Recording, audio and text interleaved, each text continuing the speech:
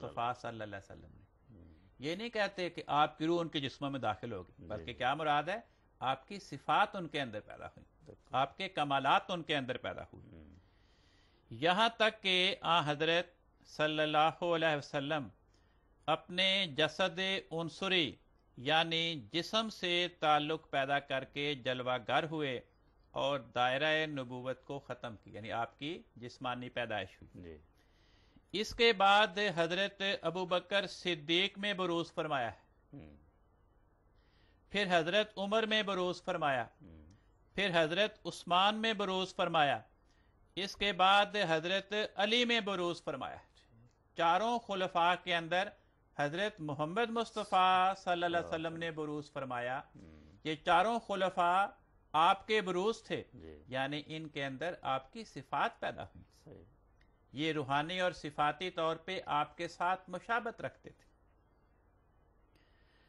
इसके बाद दूसरे मशाइख इज़ाम में नौबत बनौबत बरूज़ किया है और करते रहेंगे कि खुलफाए राशिदीन के बाद जो बड़े बड़े औलिया हुए, बारी बारी उनके अंदर भी आपकी सिफात ने बरूज़ किया, वो भी रूहानी और सिफाती तौर पर आपकी सिफात के मजहर बने। और फरमाते हैं करते रहेंगे, आइंदा भी जो औलिया पैदा होंगे वो भी आपकी सिफात के मजहर बनेंगे। हत्ता के इमाम महदी में बरूज़ फरमावेंगे, यानी इमाम महदी भी हज़रत मोहम्मद मुस्तफ़ा सल्लल्लाहु अलैहि वसल्लम का बरूज़ होगा। जब यही फ़िक्रा हज़रत बानी जमात अहमदिया फरमाते हैं कि मैं हज़रत मोहम्मद मुस्तफ़ा सल्लल्लाहु अलैहि वसल्लम का ज़िल और बरूज़ हूँ, तो हमारे करम फरमा कहते हैं कि ये तो गैर इस्लामी नज़रिया है, ये हिंदुआना तख़य्युल है। भाई ये सारे बुजुर्ग हिंदुआना तख़य्युल अपनी किताबों में लिख रहे हैं।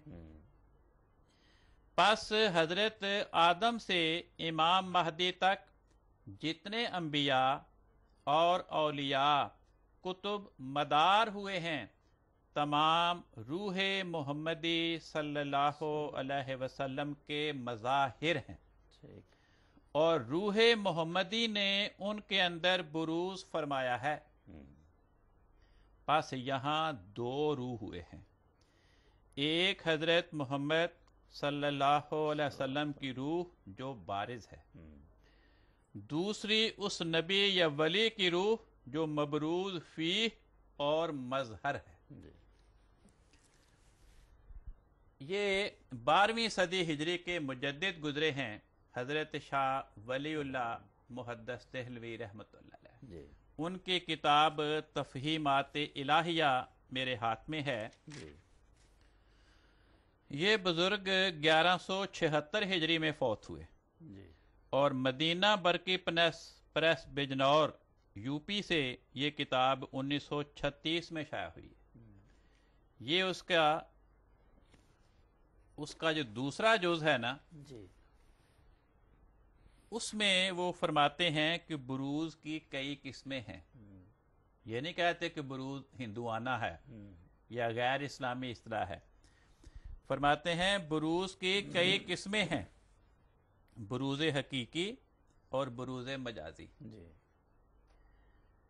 अजीब बात है कि देवबंदी फ़िरका और अहले हदीस मकतब फ़िक्र ये दोनों ही हज़रत शाह वलीउल्लाह साहिब मुहद्दस देहलवी रहमतुल्लाह अलैह को 12वीं सदी हिजरी का मुजद्दिद तस्लीम करते हैं।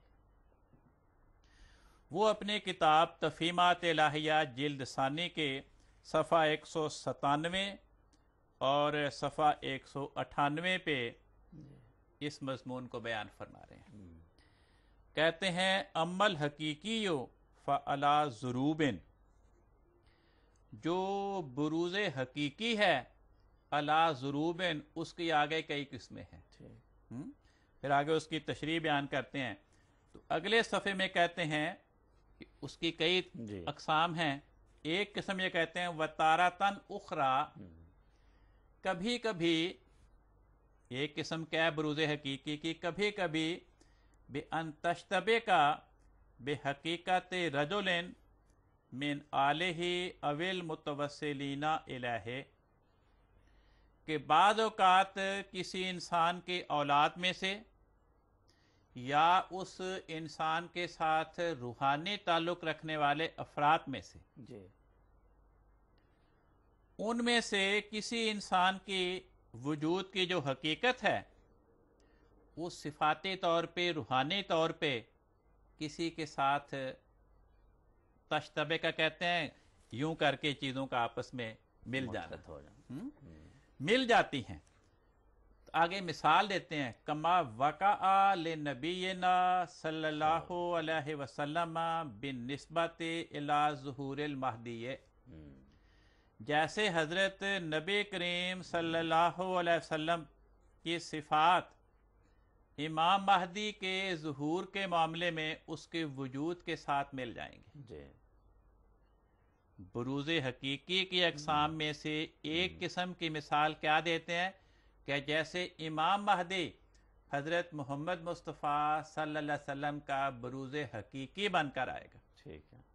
تو یہی بات حضرت بانی جماعت احمدیہ علیہ السلام اور ان کے پیروکار بیان کرتے ہیں. قانون صاحب یہاں ایک سوال اور پیدا ہوتا ہے کہ یہ تو درست ہے، آپ نے ان بزرگوں کے حوالہ جات بیان کیے جو بروز کے مسئلے پر روشنی ڈالتے ہیں، جو صوفیاء بھی ہیں اور دوسرے علماء بھی ہیں، لیکن کیا یہ شریعت نے بھی اس کو بیان کیا؟ قرآن مجید میں بھی کہیں یہ مسئلہ بیان ہوا ہے؟ تو اس پہ آپ روشنی ڈالیں. بات یہ ہے کہ جیسا کہ میں نے ابتدا میں عرض کیا کہ ذل اور بروز کا مطلب کیا ہے؟ روحانی اور صفاتی طور پر کسی وجود کے ساتھ مشابہت پیدا ہونا. جیسے آئینے میں آئینہ دیکھنے والے کے وجود کے ساتھ آئینے میں پیدا ہونے والی تصویر اس کے ساتھ مشابہت رکھتی ہے. صاف شفاف پانی کے سامنے کھڑے ہوں تو اس کے اندر بھی انسان کی تصویر پیدا ہوتی ہے. اسے اس کا ذل کہیں، بروز کہیں. تو قرآن کریم سے پتہ چلتا ہے کہ اچھے لوگوں کے مثیل بھی دنیا میں پیدا ہوتے رہتے ہیں اور بروں کے مثیل بھی دنیا میں پیدا ہوتے رہتے ہیں. قرآن کریم کی ابتدا میں ہی خدا تعالیٰ فرماتا ہے اذا خلو الی شیاطینہم، سورۃ بقرہ کی، کہ جب منافقین اپنے شیطانوں کے پاس جاتے ہیں. اب شیطان تو ایک ہے تو شیاطین جمع کہاں سے آ گئی؟ اور جاتے کہ ان کے پاس تھے، اپنے سرداروں کے پاس تھے، انہیں کہتے تھے ہم تمہارے ساتھ ہیں، ہم تو مسلمانوں سے ذرا ٹھٹھا اور استہزاء کر رہے تھے. اب بجائے یہ کہنے کے کہ منافقین اپنے شریر سرداروں کے پاس جاتے ہیں، کیا کہا؟ منافقین اپنے شیاطین کے پاس جاتے ہیں. تو یہ مطلب تو نہیں کہ وہ ان کے سردار جو تھے وہ انسان نہیں رہے تھے اور جنس تبدیل کر کے وہ شیطان کی جنس میں داخل ہو گئے تھے. مراد یہ ہے کہ وہ صفاتی طور پر شیطان کے ساتھ مشابہت رکھتے تھے. تو صفاتی طور پر شیطان کے ساتھ مشابہت رکھنے کی بنا پہ خدا تعالیٰ انہیں شیاطین بیان فرماتے ہیں. سورۃ بقرہ میں ہی پہلے پارے میں اللہ تعالیٰ حضرت محمد مصطفیٰ صلی اللہ علیہ وسلم کے زمانے کے یہودیوں کو مخاطب کر کے فرماتا ہے کہ اے بنی اسرائیل، تم نے موسیٰ کو یہ کہا تھا، موسیٰ نے تمہیں یہ کہا تھا، تم نے خدا کو یہ کہا تھا، خدا نے تمہیں یہ کہا تھا، ہم نے تمہیں دریا سے پار گزارا، ہم نے تمہارے سامنے فرعون کو ڈبو دیا، جب فرعون کو ڈبویا تم دیکھ رہے تھے.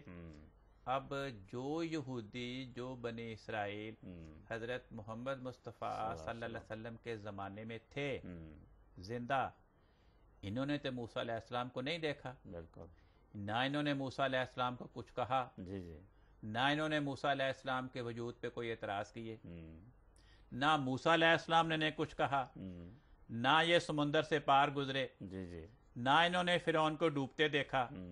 تو یہ تو نہیں کہ نعوذ باللہ قرآن کریم جھوٹ بول رہا ہے. یہ بھی مراد نہیں ہے کہ جو آج سے 2000 سال پہلے یہودی تھے جنہوں نے موسیٰ علیہ السلام پہ یہ اعتراضات کیے تھے، یہ سوالات کیے تھے، جن کو موسیٰ علیہ السلام کے ساتھ پار گزارا گیا، جن کے سامنے فرعون ڈوبا اور انہوں نے اپنی آنکھوں سے ڈوبتا دیکھا، یہ بھی نہیں ہے کہ وہ زندہ ہو کے دوبارہ آ گئے، سارے کے سارے. تو کیا مراد ہے؟ اللہ تعالیٰ یہ مضمون بیان فرمانا چاہتا ہے اس طرز بیان میں، اس قسم کی آیات میں، کہ جو آج سے 2000 سال پہلے یہودی تھے جنہوں نے یہ باتیں کہی تھیں، جن کے سامنے یہ واقعات رونما ہوئے تھے، اے محمد مصطفیٰ صلی اللہ علیہ وسلم کے زمانے کے یہودیوں، تم صفاتی طور پر ان کے مثیل بن چکے ہو، تمہارے اندر ان کا کردار داخل ہو چکا ہے۔ چنانچہ قرآن کریم ایک اور جگہ پہ فرماتا ہے